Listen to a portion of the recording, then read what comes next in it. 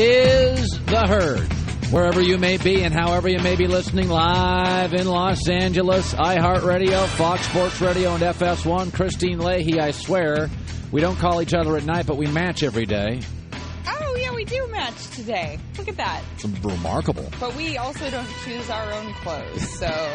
Maybe they're... Someone else is conspiring. Oh, okay. That makes a lot. That's why you and I don't wear, like, fuchsia and bright orange. Exactly. Oh, I finally figured it out all these years. I want to start the show with this today.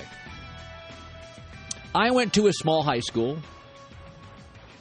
rural high school, and I thought I was a pretty bright kid. My mom was an honor student in high school. Dad was a small-town optometrist. And in a small high school, I always felt like I was a pretty smart kid in my little rural hometown. And I went... In my hometown, there was a lot of people that work with their hands and hard workers and PUD workers, and they were on telephone poles and lightning storms and fishermen and lumberjacks and hardworking people. And it always felt like a lot of times there was resent. Like, I didn't choose what my dad did. But I've always thought my entire life, my entire career, since I was like 8, 9 years old, what's the easiest way I can do things? What is the easiest way to make money? What is the easiest way to live a life? When I get on my car in the morning and I drive to work, what's the quickest, easiest way to get to work? When I got into this career, where can I work the least, have the best staff, make the most money, and have a life beyond my career? And I always felt like in high school, I never understood it when a lot of guys in my high school would spend their Saturday, like, working on their car in a garage, and hot oil would spill in their hands. And I was always like, why don't you just go to Jiffy Lube? It's like $11.99 for it. And I think they hated me for that. And I always called that guy in high school, you think you're better than me guy. No, I don't think I'm better than you, but there's just smarter ways to do things. And in the NBA, Steph Curry is the player that a lot of tough guys resent. And that's why so many of these old NBA guys and NBA veterans don't respect Steph Curry. Because he's simply smarter, efficient guy. The Cavaliers have a player named Dante Jones, and he's not great, and he's a tough guy. And he said Steph Curry is not a top 10 player in the NBA. Of course Dante Jones said that. Because Dante Jones is the you think you're better than me high school guy. All Steph Curry has ever done, think about this, say it out loud. I'm going to score more quickly and efficiently from the perimeter, i.e., why open your own hood? Pay $12.99 and go to Jiffy Lube. Steph Curry doesn't think he's better than you. He is better than you because he's smarter and more efficient than you. You remember that guy in high school? When you suggested, there's an easier way to do this, you think you're better than me? It's not about better. It's about smarter and more efficient. If you look at sports, tough guys always resent smart guys. Tough guys have this nobility in working harder, head down, being more loyal.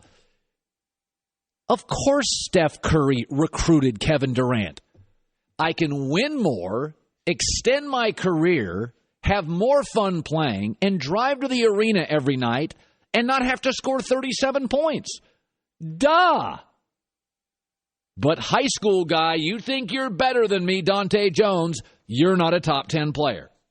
What Steph Curry is, and he is a top 10 player, is the most efficient basketball player ever. I bet he just looks at Russell Westbrook and laughs. Westbrook shoots twos, goes to the rim, and by the fifth game of a series, is completely gassed, playing 100 miles an hour.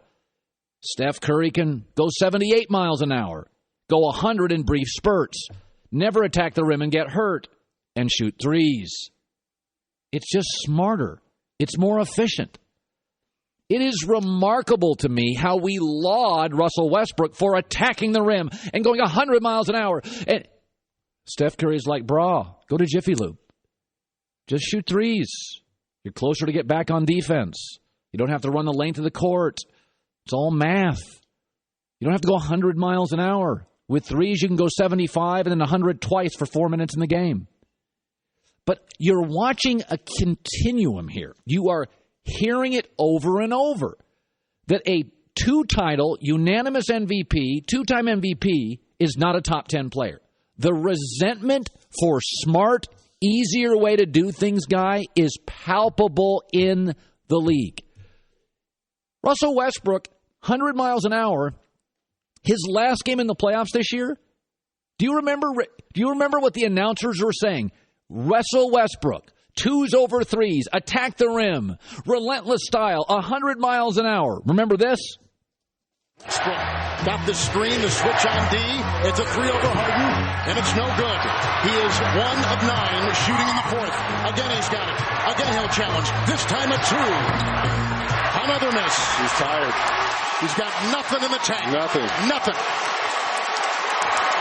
He's played 40 excruciating, heavily leaned on minutes. That's your issue, dude. The other guy that's last playoff game was gassed was John Wall. He can't figure out threes either. Stop resenting smarter, more efficient guy. He doesn't think he's better than you. He is. Give him credit. All right, I saw this story. It's an NFL story. And this is something the media does that I it's just what too often we do. A player has in the NFL a great year, and we do this in all sports. But like a player has a great year in the NFL, and then we say, well, that's what he is. No, that's not what he is. He had a great year.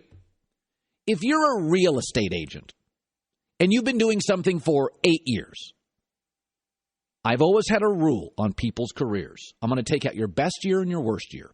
That's what you are. So if you're a real estate agent and I'm going to take out your first year because you just started the business. You didn't have much of a clientele. That's your worst year. I'm going to take that away. I'm not going to hold that against you. And then I'm going to take out year 8. That was the year that you sold a $9 million house. Okay. You only sold one of those ever. What I'm going to take is the remaining 6 or 7 years. That's who you are. I'm a broadcaster. I'm a sales guy. I had a great year. I'm going to take a broadcaster. I'm going to take out your worst moment on the air and your best. Over 25 years, you had a really bad day and said something stupid. Take that out. And I'm going to take out your greatest moment, your funniest moment. Take that out. The rest is what defines you. Everybody in the NFL now is on this Matt Ryan thing. When you take out Matt Ryan's worst year, his rookie year, obviously, he's learning on the job. That's not fair to judge Matt Ryan on his rookie year. Take that out. But I'm not going to judge him last year when he had Kyle Shanahan and unbelievable support and momentum. I'm going to take out last year. And do you know what his average is? 26 TDs and 14 interceptions. That's his career average. 91 passer rating, which is okay. Do you know what that average is? Slightly better than Andy Dalton. And so when I say Matt Ryan's a better version of Andy Dalton, it's what in the what? Take out his rookie year and his best year. He's a 26 TD, 14 interception, 91 passer rating guy. By the way, that was Carson Palmer last year. Aren't you the one saying it's over for Carson Palmer? If a sales guy has a great year, it could be his company released a new product. He had one great client. There was an amazing economy. Take that year out, sales guy. Give me the other 9 years of your career. We do this all the time in sports. Like in music, nobody ever does that. Nobody ever takes your one great song and says, amazing band. We consider amazing bands to be, like the Beatles, U2, the Stones, the Eagles, where you could take out their top 5 songs and their worst 5 songs, and you'd still have 2 killer albums. You could take out Michael Jackson's worst 3 songs and his best 5. You'd still have 2 amazing albums. That's why Michael Jackson is great, a word we use far too often. Michael Jackson's great. But I find it funny. Suddenly, Matt Ryan is the darling of the ball. You do realize in his own division, he's not as big and strong and athletic as Jameis or Cam, and he's never been as accurate as Drew Brees or as talented. Yes, I like Matt Ryan. He's a B quarterback. I like him. But this is what I've said about Cam Newton. Don't punish Cam for his rookie year, and don't laud him for his MVP year. If you take the rest of Cam, he's a C-plus quarterback. Sorry, that's what he is. As we go into another NFL season, I struggle with Atlanta. Not because I don't like Matt Ryan. He's a top 10, 12 quarterback in this league. But the idea now, I'm reading stories. He is Rodgers. He is Brady. He is not. He is absolutely not. Take out anybody's best and worst. The rest is what defines them. All right, good show today. A story that's, I wouldn't call it breaking, but it is a story that popped up this morning, and it is very, very important and contextualizes the NBA drama late this summer, Kyrie and LeBron. So that's on the other side. You think you're better than me, guy? That's funny about sports. It's nothing against Matt Ryan, but in music or in movies, you'd never take a guy's one great movie or one bomb and let it define it. Marlon Brando was a great actor. He had some horrible movies, and he had like 8 great movies. Marlon Brando's great, not because of his one big hit, and he is never going to be lumped in as a bad actor because he had one bad. Tom Hanks has been in bad movies. Tom Hanks has been in a great movie. But what defines Tom Brady or Aaron Rodgers or Tom Hanks or the Beatles or Michael Jackson is the ability over time to consistently provide great production. Matt Ryan had an average rookie year and a great year last year. That doesn't define him. It's the other years. Anybody in real estate can sell one big house if you have a cousin who's related to somebody who knows somebody and they're selling a big expensive house. That doesn't define you as a real estate broker, nor am I going to punish you your first year and a half in the business. You had no clients. It's years 2 through 7. What did you do then? God, Matt Ryan the articles on Matt Ryan are absurd. He's a B to a B-minus quarterback who had a great year with a great coordinator. Come on. Look at his numbers. Take out last year. He's a little better than Andy Dalton. Come on. People are crazy here. So I got to shift to the NBA. So the big drama in the NBA has been Kyrie and LeBron. Okay, this has been that Kyrie comes out and I don't want to play here, and I'm not going to commit anywhere, and listen, I'm out of here, and everybody's like, oh, I totally get it, Kyrie. I mean, good God, Cleveland's treated him horribly. They got him a shoe deal and a record contract, and he got more points, and he got a ring, and I mean, who wouldn't want to leave that, right? It's amazing. Everybody sided with Kyrie. He's a young, aspirational player. He wants a better life. I'm not sure what's better than rings and LeBron and a shoe deal and a massive contract and exposure, and I don't know what's better than that, but apparently there's a bunch of stuff better than that. Well. Isn't this interesting? Adrian Wojnarowski, they call him Woj. That's what I call him when we talk via phone. Hey, Woj, what up? What up, herd? Sometimes we throw in bro. Anywho, he wrote a story about Kyrie Irving, so I trust it because it's Woj and he is really accurate. Here are the takeaways. There's 6 in this story. Number 1, Cleveland is presuming a future without LeBron James. Number 2, Cleveland is arguing, LeBron, we've given you everything, including a huge financial commitment with teammates. 3, Cleveland's determined to get an elite player for Kyrie Irving. Of course they are. 4, Boston has expressed interest. Blah, blah, blah. Don't they always? 5, Porzingis interests the Cavs, but they'd have to swallow the Joakim Noah contract. They won't. But here's what's really interesting. Again, reported by Adrian Wojnarowski. It's become clear that Kyrie Irving isn't commanding a robust return on the market. Now ask yourself, Let's look at Kyrie Irving's numbers. He's averaging 25 a game. That's excellent. He shoots 47% from the field as a point guard. That is excellent. He shoots 90% from free throws. Excellent. 40% from threes. Excellent. He's 25, good age. Excellent. You call him the NBA's best finisher. I agree. Excellent. He is not a turnover machine. Excellent. And he gives you 6 assists a night. That's good. May not be excellent, but it's good. And there's not that much interest on the market. Certainly not to the level a superstar would attract interest. Well, what could it be? What could it possibly be? His numbers would tell you he's a superstar. And we know that superstar, and I agree he's a superstar. And his numbers would tell you he's fantastic. I agree that he's fantastic. Yet he's not attracting all the interest of a superstar. Steph Curry would, Kevin Durant did, LeBron would. Why wouldn't he? Because people think he is a diva. That if you want to leave LeBron, you're out of your gourd. How in the world would a player as gifted as Kyrie Irving not attract absurd interest? All the production illustrates a great young finishing talent. He is a refined player, but he's not getting the interest of a Greek freak, a Kevin Durant, a Steph, a Kawhi Leonard would. Why? Because he's viewed as a diva in a head case. Why?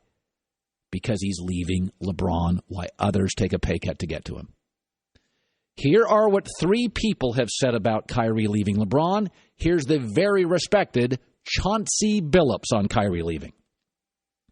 So much of what he's been able to accomplish on and off the floor he's been a beneficiary of having LeBron James, man. And that would be alarming to me if I was a team looking to get him.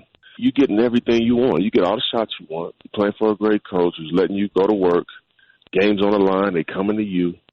You playing on TV every week. You got your personal. I mean, to me, I don't get it.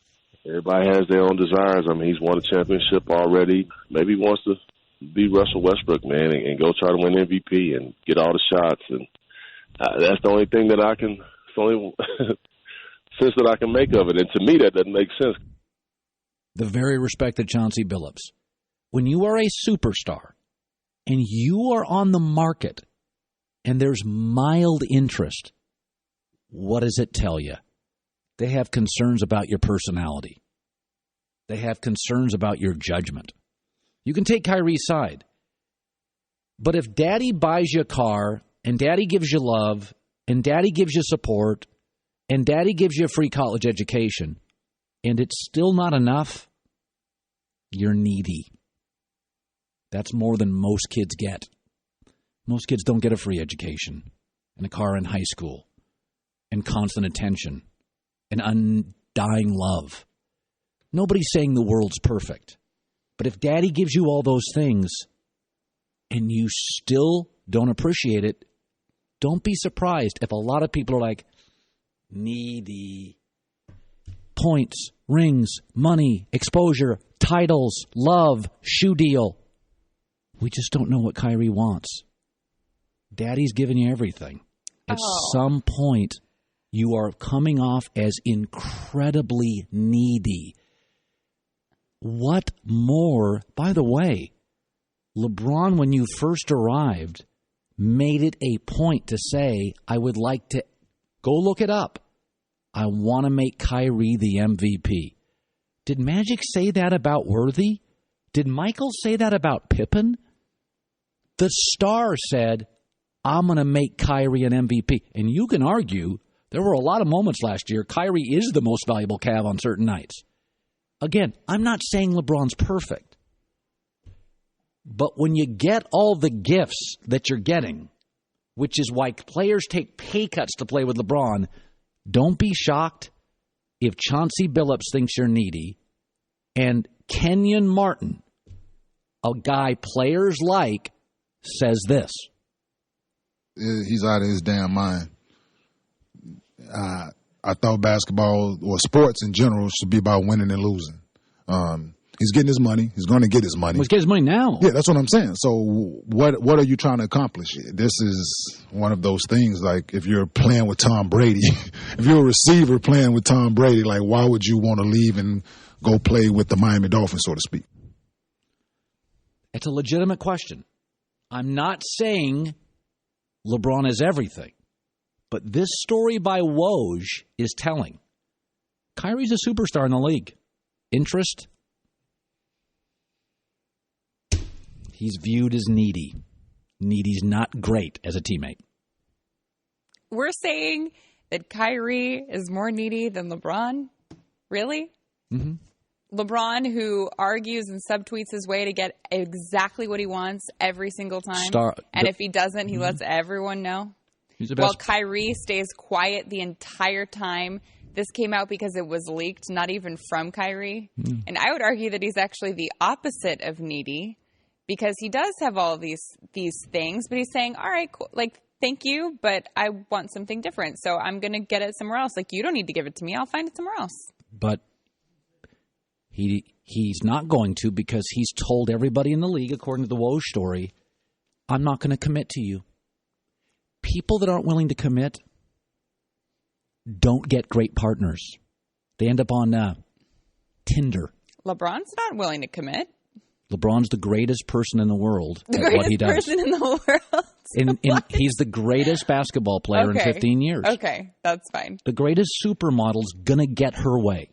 And the greatest quarterback's going to get his way. Okay, so we have different rules then for both of them. Is what different rules in society. Troy Aikman plays by different rules than the 19th best analyst at ESPN. Mm-hmm. When you're the best in the world, we're going to open some doors for you. Magic gets doors open for him. When you were often hurt and a losing player without LeBron, you don't get the same treatment. That's just the way the world works. Tom Brady gets what he wants. So why is everyone so mad then? Why is everyone so mad? Kyrie wants to just live his life, do something that makes him happy. Why is everyone mad about it? Because he's going to screw the city of Cleveland, Dan Gilbert. Kyrie's going to do that? They are completely screwed. They can't get any interest on the market for him. Did LeBron not screw the Cavs too? He brought him a title.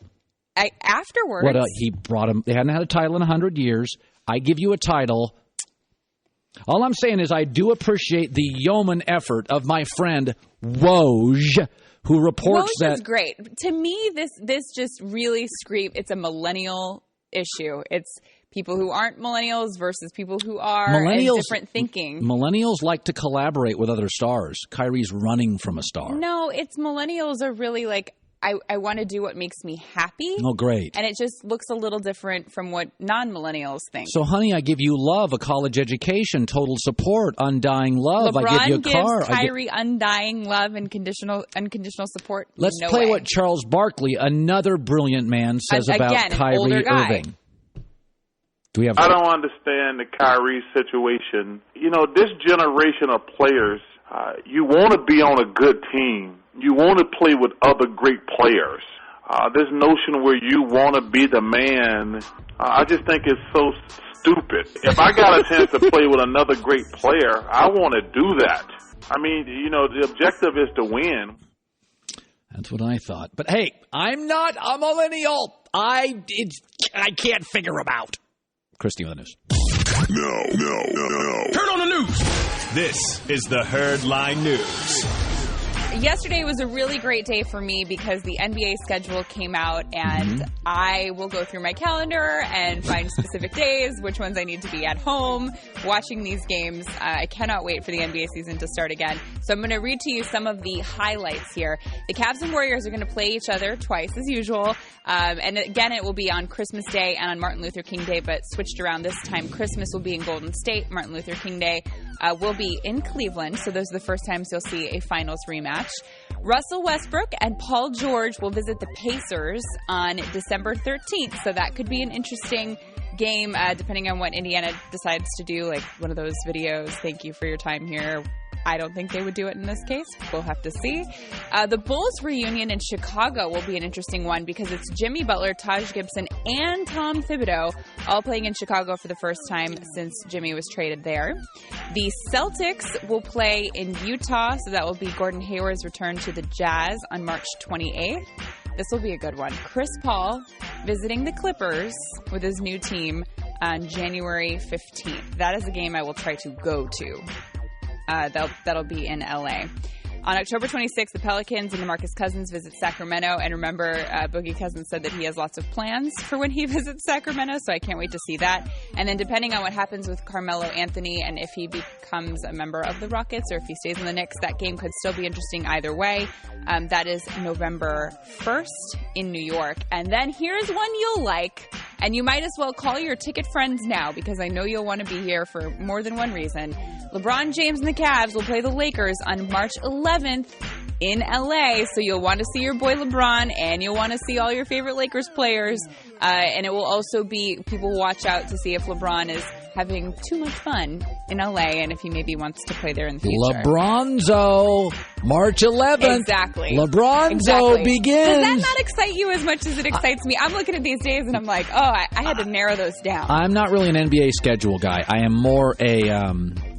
I tend to be games, though. But you just mentioned a bunch of dates. I can't remember any of them. I tend to be an NFL schedule guy because there's fewer days and they're memorable. Like NBA is like it's. Those are memorable to me. Yeah, but clearly. You just mentioned 9 dates. I can only remember March 11th, the LeBronzo day. Now that one, shocking. Yes, that one. By the way, I saw that schedule. I looked over it yesterday. There's a weird situation. I thought it was really odd. What? From like, I could be wrong on these dates. It was like. There was a 6-week period the Lakers play 3 home games. That always happens, though. Is it during the Grammys? It's during the Grammys, the NBA All-Star break. I swear to God, it was like a 5-week period, and the Lakers play 3 home games. So I got to see Lonzo 3 times in 5 weeks. That's it? In person, you could also watch on television. Yeah, you know. That always happens, though, by the way. That's not just this year. One of the things that was interesting, too, about the schedule is the Warriors are going to be on national TV 43 of their games, which means they'll be on national TV more than they are not, which is kind of crazy if you think about it. Also, you can watch it on League Pass, too, but Warriors games, I would think, are going to be blowouts. A lot of blowouts. Yeah. So would they rather watch blowouts on national TV than 2 lesser teams in a more competitive game? You always put the dynasty on. I mean, it's a star-driven league. They got a bunch of stars. I think the same. I would put. I actually think. I really do think the second most interesting team is probably Westbrook, Paul George. I don't know how many TV games they got. I'd put them on 35. And I think Chris Paul. See how they get along. Yeah, no. I mean, it's drama. Like the NBA is not a hard league to figure out. Stars and drama sell. That's why you and I talk about it for 5 weeks after the season. It's drama, stars, egos. I don't want to play with that guy. NBA's got a lot of that. And finally, yesterday we were talking about Conor McGregor and Paulie Malignaggi and the fact that these tapes were leaked of Paulie Malignaggi getting knocked out or what kind of looked like a shove to me. Obviously, he had taken a lot of punches, and Conor did look more like a boxer. But I said that this whole thing all screams to me like the two of them are trying to set up a fight. After Floyd, this is who Conor will fight next. Because personally, I want to see what that would look like if the playing fields were even, if Malignaggi wasn't a sparring partner. And it looks like I was right, because here's Paulie Malignaggi saying, yeah, I want to fight Conor next. This weirdo didn't do either of those things. He constantly put me in the press with these edited videos, edited pictures and whatnot, and now it's picked up a ton of momentum. So now the bad blood is there. Now we got to fight. It became like a running joke in boxing, so it was like they had to kind of cover it up in some way, shape, or form. So nice job, like I said, nice edit. It was a nice Hollywood edit. I thought it was adorable. I thought it was cute. But at the end of the day, every day you start to see holes in this little story. Well, it's a question of who's Conor going to fight next. Does he go back to UFC? Does he stay in boxing? I think he'll go. That this would be a really good way for him to stay in boxing. I mean, Malignaggi retired earlier this year, so it's kind of perfect. Oh, Malignaggi retired? Yeah, he said he retired earlier this year. He's on our show tomorrow. Yeah, he's going to be here tomorrow, so we can talk to him more about it. But this would be the perfect way. There's already the drama and the hype built around it, so it makes sense for Conor to do this as his next fight. Christine with the news. Well, that's the news. And thanks for stopping by. The Herd Line News. I want to touch on this for about 2 minutes. We're going to go to Cowboy Camp. Rex Ryan's brother, Rob Ryan, is on. Joel Klatt's joining us next. We got a really good show today. Is one of the things I think the media does too often, and I'm not saying this is not important, but the media too often racializes stories. And I think race is often a component of a story, but is not the lead of the story. But when you racialize stories, it gets attention, it gets you to be popular on Twitter, and it gets clicks. And, you know, I was talking about the anthem protests. The media plays it up often when I read the stories as black players being oppressed. And I just don't think that's the case. I think it's more of a generational story. I'll give you an example. Hugh Jackson, African-American coach, said yesterday, I would hope my players don't protest the anthem. He's African-American. When college football players don't get paid, the media always has sort of a racial component. Why aren't you paying them? What? David Shaw is the most noteworthy college coach in America that is African-American. He has strongly voiced his opinion on college football players being paid. He doesn't want them to be paid. His quote is, college is where you go to learn how to make money, not where you go to make money. Jack Del Rio also opposes sitting during the anthem and told Marshawn Lynch that. Hugh Jackson's in his 50s. Jack Del Rio is in his mid-50s. To me, the anthem issue is largely generational. I am not denying there is a racial component to many stories, but people over 50 who fought in wars perhaps see that flag differently than a 21-year-old. And if you sit during the anthem, and I said this yesterday, regardless of how you want it to land, to a 56-year-old person, it will land as anti-American. That's why I've cautioned players to sit during the anthem. Not because I'm mad at them. I believe they have the right to sit during anthems. But I do worry how it will land for the rest of their lives. I like Michael Bennett. I've had him on the show. I think he's very conscientious, very thoughtful.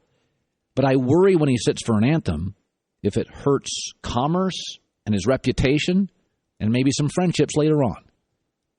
I don't believe the anthem is just a racial story, but that's where it's often played. I think the anthem is a unifying moment in America. So protesting the anthem is actually dividing a unifying moment. And that's why I would never do it, but I'd fight for your right to protest it. But the guys with the money in the NFL, the owners, the suite holders, and the advertisers, many of them are post-50. That's why the NFL is uncomfortable with it. By the way, the NBA outlawed urban wear 10 years ago. Why? Because they realized advertisers and suite holders, many over 50, didn't like the optics. I disagreed, but go read columns. I think a lot of this anthem stuff, we have to understand that based on when you were born and what you've gone through, you can see things differently. I think the generational component with the anthem protests is a real thing and often the primary thing. Cowboys Camp next. It's the Herd. Welcome back. Rob Ryan, Joel Klatt, loaded today. We may go to Cowboy Camp. We're going to try to figure it out.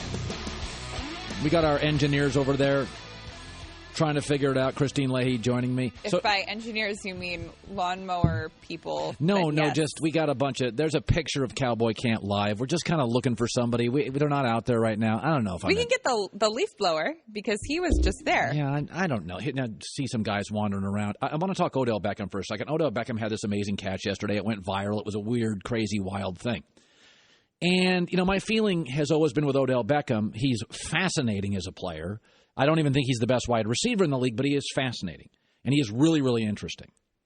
And Odell Beckham yesterday made headlines saying, you better get the Super Bowl trophy case ready. And then he made this catch yesterday. In fact, he made several catches. And it points out how fascinating he is as a talking point. I don't think he's the best receiver, although I think he's in the class of the best receivers. And he's still very young, so he may become that this year. And but in one day yesterday, he was the most virally interesting athlete. He was all over the internet with that catch. He has the most downloaded play in NFL history, that Odell Beckham catch. He made a Super Bowl promise, and it's all over the newspapers. I don't believe in signing players based solely on interesting, but I would be a hypocrite to deny that it is part of the equation. Listen, Blake Griffin re-signed with the Clippers. It's not the game. He's interesting. Kobe last 2 years with the Lakers. That was more about interesting than providing help for a young nucleus of talent.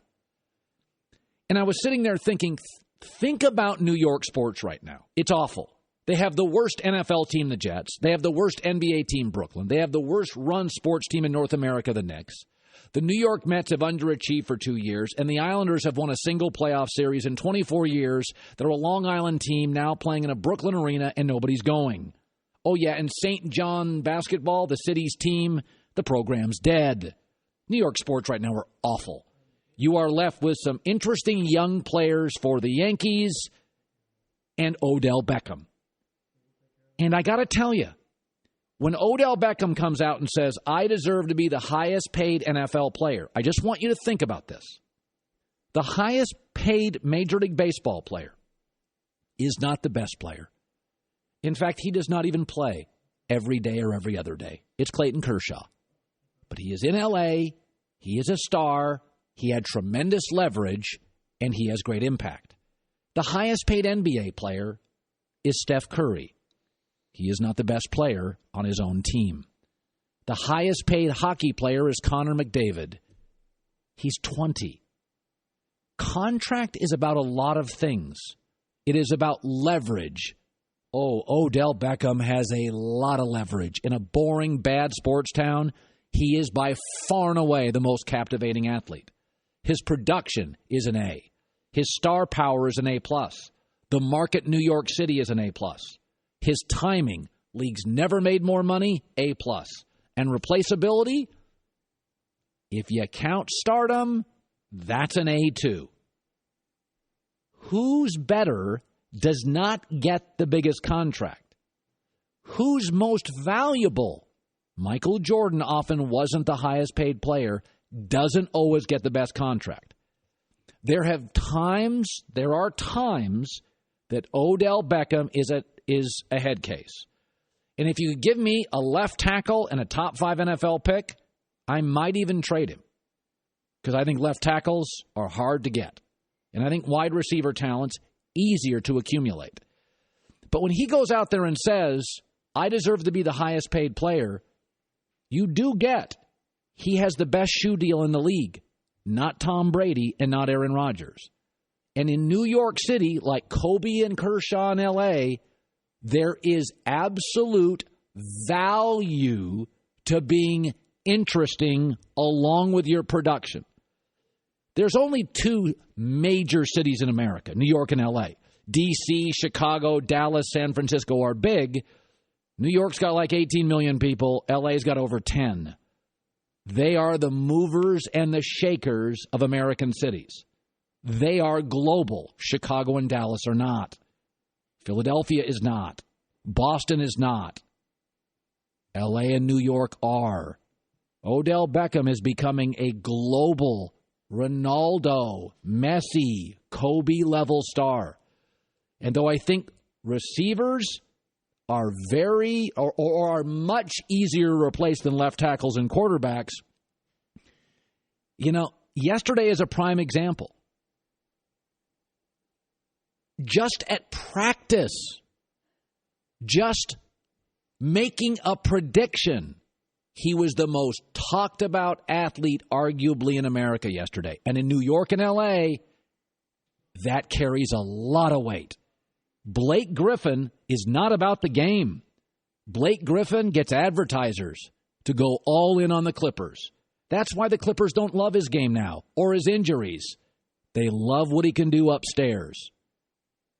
It is amazing how popular Odell Beckham is.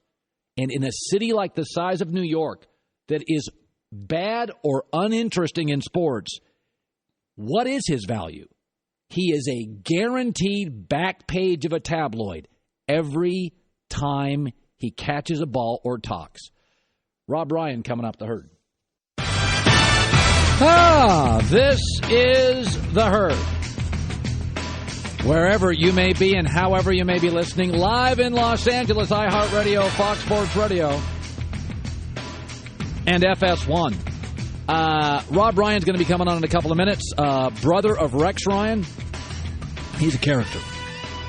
That, I was thinking about this morning, this is the way it works in sports, is that unless you win a championship, you can't be considered great, which I think is a bunch of hooey. I think winning championships is sometimes, in football especially, about your schedule, about attrition, about health. Attrition, not nutrition, but that matters too. But the way it works in football is if you don't win a championship, nobody considers you an all-time great team. And yesterday, Tom Brady of the Patriots was asked to compare this Patriots team, which everybody is saying could go 16-0, and people are saying this is the best New England team ever, and Tom Brady talked about that. It's so far from, those types of things. I mean, you're talking about some incredible teams that I've had an opportunity to be on and very lucky to be on. And this team is so far from where we need to be, and we have so far to go. It's really, unfair to set expectations. It's really a setup for this team. I mean, we need to be focused on so many other things than what people may think about us or say about us. There's so much improvement we need to make. Typical vague Brady. But you know what's funny is Tom's won now how many Super Bowls? 5. I still think the best team Tom Brady ever played on was the team that didn't win the Super Bowl. It was the Randy Moss Welker team. They just lost one game at the end because of a David Tyree catch. That's the best Patriots team I've ever seen. But it'll never be ranked among them because they didn't win a Super Bowl. That team won games by the score of 52-7, 56-10, 38-7, 38-14. Know what they did the following week? 38-14, 49-28, 48-27. There were only 4 games within 10 points. They'll never be ranked among the all-time great teams. But probably the best football team I ever saw play was the 1985 Chicago Bears. Best scoring defense in the league, 54 takeaways, 4 Hall of Famers. They win a title, so they're the greatest team. The best Patriot team I ever saw did not win a title. I've said this about Pete Carroll in USC. The best USC football team was not the teams that won a championship. The best team Pete Carroll ever had was in 2008, but we didn't have a playoff. And because USC had a bad first half on one of those dangerous Thursday night games on the road against a 9-win Oregon State team that had Jacquizz Rodgers, and they lost that game 27-21 to a 9-win team, maybe the second best Oregon State team in school history, they had a bad half, and they couldn't overcome it. And they lost 27-21 in the last play of the game. Ball was in the corner, couldn't catch. They didn't get a play for the championship. That year, USC beat the 2 Washington schools 125-0. That year, the USC team beat Ohio State, which was 5th in the country, 35-3. They beat number 6 Penn State by 3 touchdowns, Notre Dame by 35 points, number 23 Oregon by 34, and number 21 Cal held them to a field goal. So whenever we talk about great teams in sports, I wish we do a better job of contextualizing it. The best USC team never won a title because we didn't have a playoff. And the best Patriots team I've ever seen play did not win a Super Bowl. This one will be good. Could go 16-0, largely because the AFC right now is actually pretty weak. Let's bring him in. Rob Ryan, who has been around more airports, more coaching staffs, more travel than virtually every, and yes, he is the brother of Rex Ryan, who I met and had beers with in Houston. First of all, you can pull that mic right up. All right. There you go. You're twins. Okay, let me start with this. 3 years ago, Chris Mortensen says, teams are interested in hiring Rob Ryan. He's got to cut his hair. Owners care about optics and crap. And my takeaway was you said, to hell with that. I'm not cutting my hair. Do you regret that? Well, I mean, I think, if it had been true, I mean, shoot, I would have shaved my head bald. But I don't, I think, I used to cut my hair once a year in Oakland for Locks of Love. And so I did that every year for 5 years, and nobody really knew about it. But lately, my hair doesn't grow back fast, and my wife likes my hair long, so that's why I keep it long. And I think if a team wants to hire Rob Ryan, they're going to hire me as I am, and I'll be a great coach for him. I told Rex when I met with him, I said, Rex, and I truly believe this, a lot of NFL coaches I don't think would succeed at college. They wouldn't put up with the boosters. They wouldn't be good recruiters. I don't think Belichick would be a great college coach. I think he would wear people out. Pete Carroll works in college. You know what I mean? Right, sure. I said, Rex, you would be a home run college coach. I said, you and Herm Edwards, the look, the laugh, the personality, players would love to play for you. And Rex is like, I'm not doing college. Similarly, you're a big personality guy. Why don't you and Rex both? Why won't you consider top college jobs? Tennessee may be open in a year. That's an incredible job. Right. I think, Colin, I would definitely consider a college head coaching job. I was offered 2 jobs when I was coaching in Dallas. I turned them down, and I do regret that. I think every coach eventually wants to be a head coach and run their own program.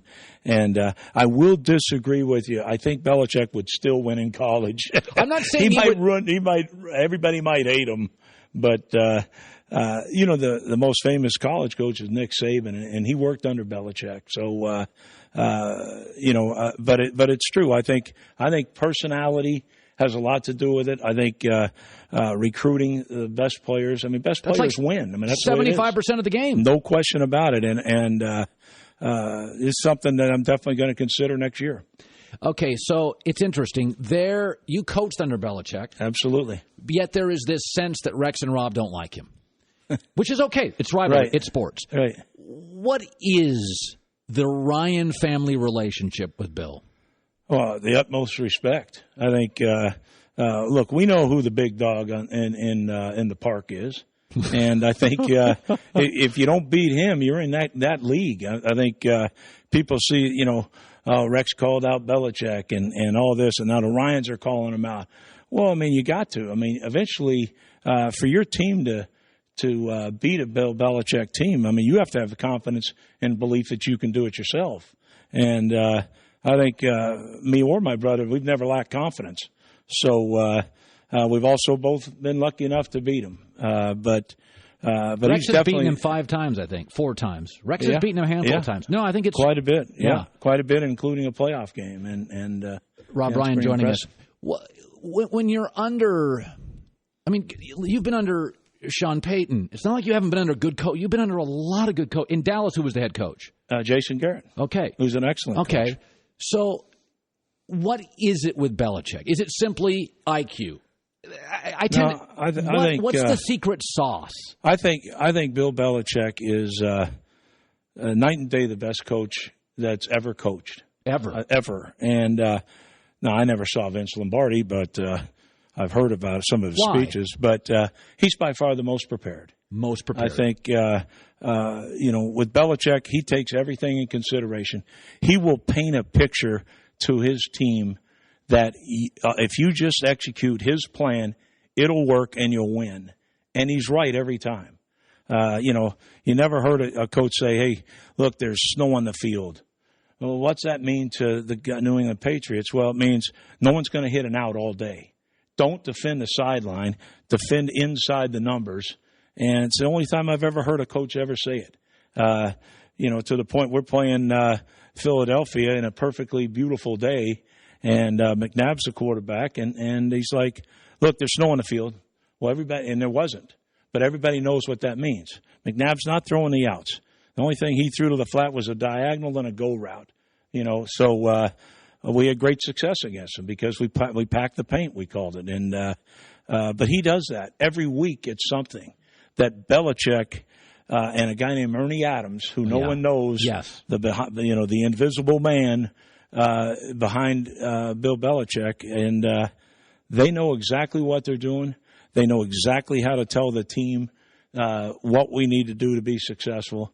And everybody says it. Every new coach comes in saying the same thing. Hey, it's about our program. It's how we're going to run things. It's how we're going to do things. But they don't go in the detail that Bill Belichick does. And he's amazing. I mean, I worked for the great Sean Payton. He does a fantastic job, and Jason both do a great job. They're the closest to Belichick out there. But there's only one Bill Belichick, and he'll find whatever it is. He's got the Social Security of the unknown soldier. I mean, he knows it all. He really does. He knows it. So it's interesting. I was saying this yesterday, is that cultures change. It used to be everybody had a huddle in football. Now nobody huddles. Right. And that could be Chip Kelly in college kind of escalated that, and Urban Meyer took it in Belichick. People used to throw outside of the hash marks. Bill brought it a lot in with the Gronk, Aaron Hernandez stuff. Let's get it inside that. So he kind of captured the middle of the field. And I don't know who starts it, but certainly Bill went forward on fourth down more than a lot of coaches. Cultures change. Well, we also have a culture. What's happening, Rob, is that players are more empowered. Players now make the kind of money. I mean, heck, some NBA players may be able to buy teams. Right. And because players are more empowered, which, by the way, you and I want to be empowered. That's why I play the lottery. You know what I mean? So I can do what I want to do. Oh, exactly. What do you do if you're an NFL coach and players want to kneel for the anthem? Now, Hugh Jackson said yesterday, I'm not into it. And I think it's a generational thing. I think sometimes the media makes it a race thing. I think it's generational. My dad served. He saw the flag. I respect the flag. My dad saw it differently. What do you do if you're a head coach and you have a player like Michael Bennett who you admire, love, but he sits for the anthem? What do you do as a head coach? I think with Michael Bennett, I mean, man, he is somebody that you'd love to be around. He gives so much. Yes. He gives everything to the team. He's a tremendous football player and a tremendous person. I think you have to have that talk with him. I think people are getting this all wrong. I think the national anthem is for our entire country. My father served in the Korean War. I was brought up to respect the flag, respect the veterans. They're giving up their life for this flag. And I think the whole country needs a dose of, hey, let's be proud of our country. Let's stand behind our president. Let's do things. Do we have other issues? Absolutely, we do. We always have. Now's not the time to do that. This is the national anthem. It's not just each sideline standing up for the national anthem. It's the entire stadium. All right, you're standing up for America. You're standing up for the flag, and everybody should do that. And I think you see those veterans at Walter Reed Hospital with blown off legs and things like that. And they still love our country. They still love our flag. And I think that's not the time and place to do that.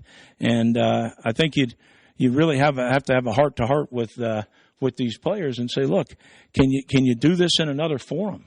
I really think you need to, and I understand the Black Lives Matter movement and things like that. I mean, when I was coaching at Tennessee State, we had Louis Farrakhan coming in all the time, and I know what a political school that was and how big that was. But at the end of the day, I think there's got to be a better time and a place in the national anthem, which is for our country and respect for our flag. Rob Bryan, nice to have you in. I want to talk about the Cowboys. So they're kind of different than everybody else in the league because of Jerry. Sure. He's an oil man. He's a gambler. He's the guy that said, hey, let's put a team in Vegas. And everybody, the league owners went, all right, Jerry's good for it. So he helped move the Rams to Los Angeles. He's a deal maker. I like Jerry. But over the last 4 years, he turned 70, and that became a bucket list. He wants to win a Super Bowl, and he's taken risks on players.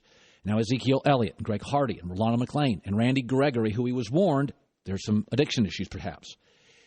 When you coach for Jerry, how is there not a little bit of animosity as a coaching staff that he wants to be the face of the franchise, but you're doing all the damn work? Well, I think this. I think you're mentioning a great owner, a Hall of Fame owner. You liked him? That I love him. I have utmost respect for him and his son, Stephen. I think no one wants to win more than Jerry, and that's the truth. I'll tell you what now. If it meant winning a game or whatever, Jerry would do whatever it takes to win. And he hires a great coaching staff. I was honored to be on that staff. He pays him pretty for 2 well. years. He pays extremely well. I remember Cleveland was trying to stick us with when I left Cleveland to go to Dallas with like a $500,000 bill. Jerry paid that in 2 seconds. So he knew he was getting a great coach. But but I love the Jones family, and I think everybody in that organization loves him. You're talking about a guy that gives people chances. He promotes Will McClay into basically the general manager job and watching the talent evaluation for the Cowboys. A young man, a minority guy that's just coming up, but he saw how good he was doing, and then he promoted him. He made that change, and it's helped the team. I mean, they have done an incredible job of getting football. Dak Prescott, are you kidding me? And this Elliott, the running back. I mean, my God. So they have an excellent team. So you kind of live. Well, I guess what you're saying is, listen, man, the guy pays, the guy promotes, he wants to win. You can put up with some of the vanity and ego. Well, I mean, look, I worked for Al Davis. I mean, for 5 years. So I've been fortunate enough to work for 3 Hall of Fame owners: Robert Kraft, who will be in the Hall of Fame, Al Davis, and Jerry Jones. Can you give me an Al Davis story quickly? Oh, I could give you a ton of them, but I know I love Al Davis. I mean, he was so great for me, and he kept me through 4 different regimes as head coach. I was a coordinator there. He kept you for 5 years, and kept me every time, and we ended up having a coordinator of the year and assistant coach of the year out there. Built the team to second in the league in defense, but we had players, and Al got us those players. But I know things sometimes didn't always go well, and you would get a call. He was a night owl, and you would get a call about 3 a.m. sometimes. He'd be like, the phone would ring. I'd be, what the heck? And my wife would answer, and he'd, oh, Kristen, hey, baby, hey, sweetie, how you doing? He was awesome. Is your husband there? And I'd get on the phone, and my God, he would lay into me. So 3 a.m. Oh, yeah. But he's another one that but he knew football. Remember, he was a coach. No. Al knew football. He knew football. He knew football players. The thing about Al Davis, the best story about Al is he told me this one day in the summer when everybody else is on vacation, and Al has me in the office. He said that I asked him one day, how did you come up with your philosophy on all these bigger, faster guys? That's all he ever drafted. Yeah. And he said, well, he grew up as a kid. He always saw the Brooklyn Dodgers, and he always admired the athleticism and the speed of the Brooklyn Dodgers. And then he had the New York Yankees and all the power and the strength. And and the size of the Yankees. He said teams used to come out and they'd watch batting practice. They'd be beat before they ever played the Yankees because they'd be hitting every ball out in the stands. He would like that Judge kid. But that was great. So that's how we ended up taking that philosophy from baseball. Size and speed, and put it into football. And they were for a long time, the most intimidating professional sports team in America. There was no doubt. The Raiders, for about a 10 to 20 year period, were like UNLV basketball in Tark's prime. They won a lot of games showing up. They intimidated people. Okay, yep. Rob Ryan, who I just found out lives just down the road in San Diego. I'm not giving out your address, but that's great. You do have a little bit of a Big Lebowski feel to you. Are you offended by that? No. In fact, the great thing, I'm going out to Hawaii, and out of nowhere, my wife's like, oh, my God, there's Jeff Bridges. And he had glasses on and things. I'm like, oh, man, that is Jeff Bridges. So, of course, I got the pic with me and the dude, and I appreciate you have the dude. to give us that picture. That's the best picture around. I got it here. Oh, you got it right now? Oh, I do. I got it. Yo, time out. You have the picture. Oh, I got the picture. All right, take your time. I don't make camera, these things up. Get in here, camera. Let me find out. So the camera's right there. Make sure. Now, you may have a lot of pictures that we can't put on the air, well, Rob, if you're anything like Rex. My wife's I'm not. I appreciate everything about My wife, not just her feet. But, just kidding. I had to get to my brother. Had to zing him there. Had to zing him. That was good. But let's see. Here we go. Oh, wait a second. What the hell did I do here? Here we go. Okay, camera, get in there. Now turn that. No, right to that one right there. Right there. Hold on, get that. Oh, wow. Couple of dudes just hanging out. God, that is great. I swear I was the inspiration for that character, but maybe there's some other facts that say different. Great seeing you, man. Great meeting you. Oh, it's great to be here. I appreciate it, and been a big fan of yours, and love the new network here. Oh, thank you. Rex used to hate me. Then he had beers with me. Then I think Rex liked me. Right. Have a few beers you're with a tough me. guy. I'm kind of tough. I know you are. I'm a little but rough. You're fair. Hey, right there. And that may have been the best moment in the history of the show right there. A foot joke and a picture of Jeff Bridges. Back in a second. It's the Herd. I knew Rob Ryan would be interesting, but he gave us one of our all-time moments.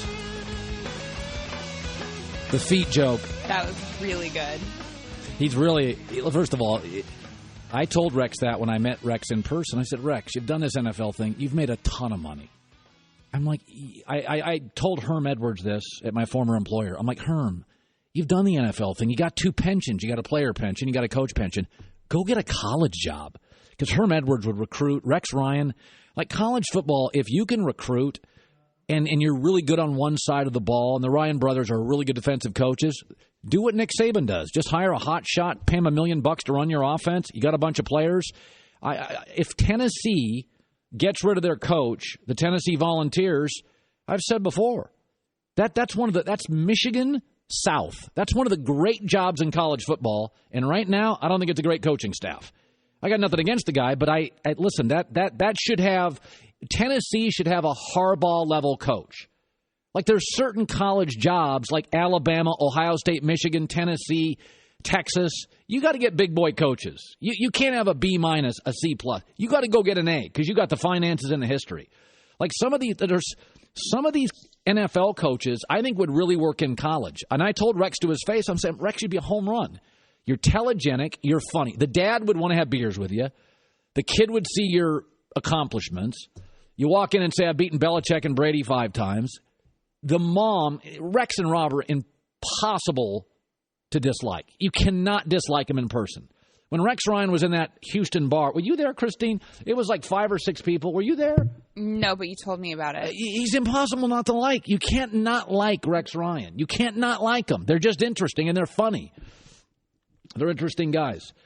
So there you go. I have Joel Klatt before the end of the hour. Yesterday I said Vegas has decided the SEC is no longer the top college football conference. It's nothing personal. They were for years, over a decade. They're not anymore. You got to understand it. Joel Klatt will be joining us. Christine with the news. No. Turn on the news. This is the Herd Line News. The Patriots and Texans are having joint practices again this year, and so people were starting to ask Belichick and wonder about the Patriots. Is this the smart thing to do? And maybe the Texans could figure you out. And here is how Bill Belichick answered that question. Yeah, Bill and I have talked about it. I mean, honestly, I don't think it's that big of a deal. I mean, I think this is another event that's hyped up by a lot more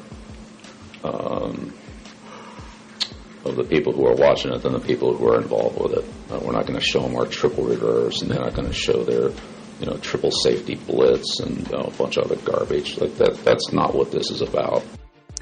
He actually answered this question a lot nicer than I thought he would have, considering the last 2 times they played, the score was 27-0 and 34-16.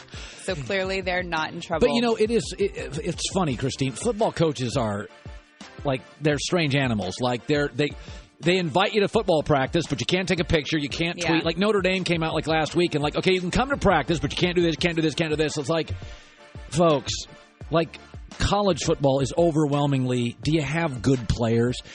Alabama has been running the same stuff for 4 years. Like, they have better players. So it is actually interesting that in a world of football, the culture is so covert. I mean, like, taping a basketball practice, you'd be like, who cares? taping batting practice, you'd be like, who cares? You tape a football practice, it's like, league steps in. You mess with a football, league steps in. So it's interesting that Belichick's like, I'll have joint practices, I don't care. Retired Spurs great David Robinson says that Kyrie Irving would be a great fit in San Antonio. We'd be crazy not to want a talented guy like that. You know, he's been a force for them. And, you know, with our system, you know, you add a talent like that to a system that can corral and I won't even say corral, but really enhance, you know, his impact in the game and make him more efficient. And you know, it's just an enjoyable atmosphere where your teammates encourage one another. Yeah, notice that last part where teammates encourage each other. You know, they share the ball. Yeah. No ego kind of team. LeBron's such a ball hog. The Spurs would be such a great fit for Kyrie. Yeah, but the Spurs have a, quote, system. And you know what systems mean? They limit expression. I mean, that's what system is. Like, the New England has a system. It limits personal expression. Oh, I see what you're saying. So who's to say that maybe Kyrie's fine with that? Really? Why not? Have you ever seen him to be like a flashy guy? Yes. When? All the time. He's got a very flashy. You don't think he's a flashy game? No, he does. He has a slightly flashy game, but he doesn't have like a flashy personality. He's not the kind of guy that needs all the attention. And I think that's where people are mistaking what he's doing. It's not that he wants to get all the attention. It's that he wants to be happier and be in a better situation. Happier. When has Kyrie ever been the guy that's like me, me, me, me, me? His whole career? Never. Have you? Really? You can't even say that. That's not true. That's just not true. I think Kyrie's leaving because it's me, me, me, me, me. You're wrong. Yeah. I'm just saying, you're wrong. I'm going to leave LeBron on a trip to the finals, but hey, I'm a giver, not a taker. Me, me, me, me, me, me, me. I can't even debate you on that one. Yeah. It's just wrong. No, you're so wrong. And finally, LeBron, your guy, sent Magic Johnson a tweet yesterday I saw this. To say happy birthday. He wrote, "Happy birthday, Magic Johnson, one of the few that's always showed love from day one to me. Thank you. Enjoy your day." So, of course, a lot of people are reading into this after he wrote about L.A. being his home. What did Magic say? In that tweet to Jamal. I don't know what Magic said. Magic came back. I saw this and what said, did he say? "I love you. You are the greatest player." It was clearly something going on there. Oh, you think so? Oh, no, this time. I did not take it that way. Do we have to do another Insta poll? Maybe they're just messing around here. What I took issue with was the fact that LeBron had to write one of the few that's always stood by. Like, really, LeBron? Poor you. One of the few. Like, he's playing the victim all the time, and he's the star. You're the greatest basketball player in the league, and you're one of the few that stood by me. Like, come on. I'll give you credit. You're probably right on that one. Okay, thank you. That is a little. Right.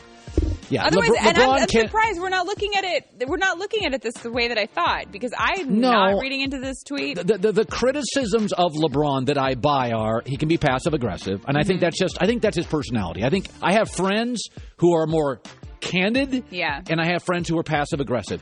I just think it's DNA a lot now. So I think he is passive aggressive. Michael Jordan would punch in the face. The second thing is there is a little component to LeBron, which is the world's against me. It's like, dude, it's the world's your oyster. It's working. Yeah, it's working really well for him. Yes. And he's got the crew of guys that he's got with him have been with him for a very long time. I'm not saying, and they're good guys. I am not saying LeBron is without fault. I'm saying that of all the NBA stars to play with, he's one of the better ones. So you do think that this tweet to Magic was trying the sense of sort of a message? I think it was I really like you. Okay. So I really like you. Will you now admit that you think that the home tweet was something too? No, I don't think that meant anything. But this one, I think, means this was two superstars flirting. This is going to a Hollywood party, and the cute actress is like, "I see you, Ryan Gosling." And Ryan Gosling's like, "I see you, Beyonce." And they're across the room. There is definite eye contact. They're both cheating then, too, because they're both married. That's bad. These guys are both, sports married, kind of. Yeah. You know, you live in Hollywood when you have, like, cute actress go to a party, they make eye contact. Yeah, it doesn't mean I support it. I don't like that. I don't like cheating. Mm-mm. I don't either. I'm a very anti-cheating. Christine with the news. Well, that's the news. And thanks for stopping by. The Herd Lie News. Joel Klatt, thoughtful, conscientious. Man, they were picking on him last week. Everybody was picking on him for Notre Dame. I had to defend the guy. He's got some interesting thoughts coming up in college football.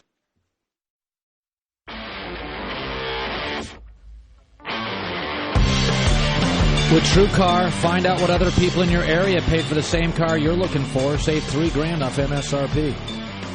Let's bring in my guy. I don't want to waste any time. He's the voice of college football at Fox Sports. What a year he's going to have this year, Joel Klatt. All right, let's start with this. I said a couple days ago, and all these it's great to see you. All these SEC fans went crazy. I said, listen, it ain't me. It's Vegas. You're underdogs in these big games. Yeah. And I'm like, SEC's not as good. And the SEC fans were like, well, how can you take our 8th team against your 6th team? Vegas is telling you, Auburn, Clemson, they like Clemson more than Auburn. South Carolina, North Carolina State, they like North Carolina State. Am I wrong? No, you're not wrong. And that's the sentiment of a lot of us in a lot of those games that are, in and around the sport. We believe that a lot of those teams should be favored. Vegas is Vegas for a reason, right?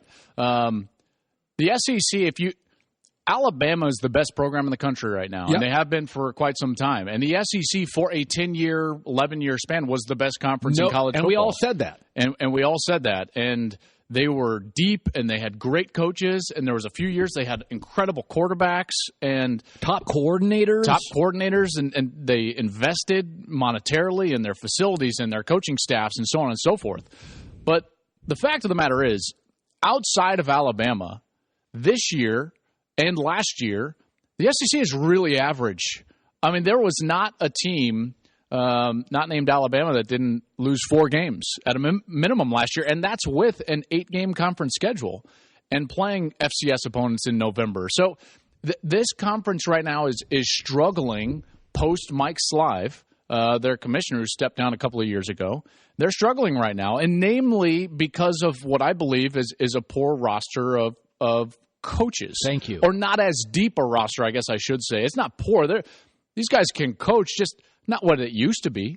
Their roster of coaches doesn't hold up to the Big Ten, not even close. Not to the ACC. Not even to the ACC, and that's why I think you're starting to see a slip.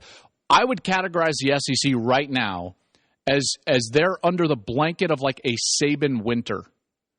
Because everybody's trying to compete with Nick Saban, namely the athletic directors. So they're all just trying to like hire and fire new guys. And they keep going after either his coordinators or other coordinators, trying to find the next flip of the coin type of a guy. And right now it just hasn't worked. It just hasn't worked in that conference.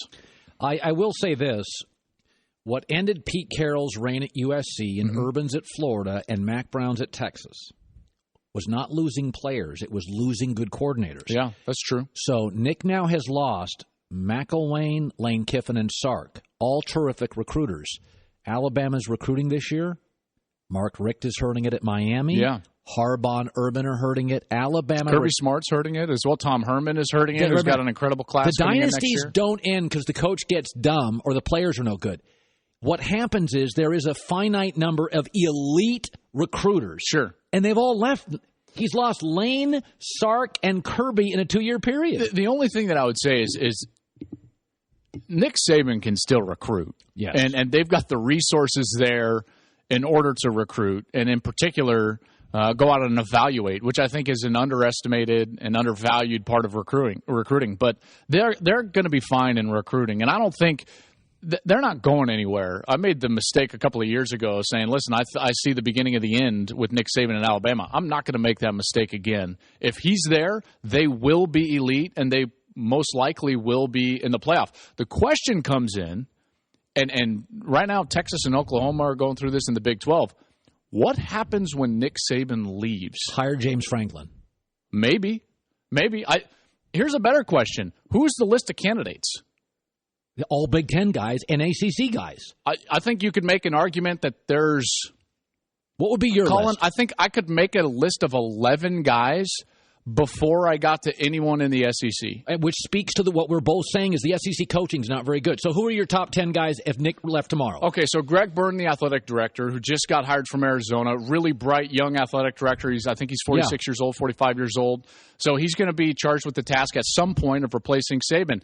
If that happens in the near future, which I don't think it will, but if it does in the near future, you have to make calls to the following 4 gentlemen. Have to, whether they just flatly deny you or not. Urban Meyer, Dabo Swinney, Jimbo Fisher, and Jim Harbaugh. Have to. Have to. You just have to make the call. I think you have to call Chris Peterson at Washington. I think he's on the list as well. David Shaw at Stanford. I think you have to call him. I think John Gruden has to get a call if you're Greg Byrne at Alabama. And then you start going into some of the other coaches. James Franklin, you've already said. He has to get a call. He won games at Vandy.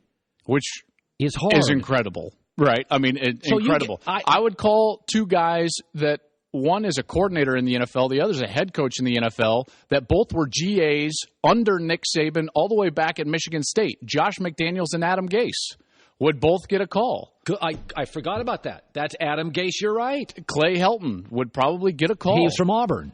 Before I even got to, and now at that point, you start getting to, okay, are we going to call Jim McElwain or Dan Mullen or maybe even Kirby Smart?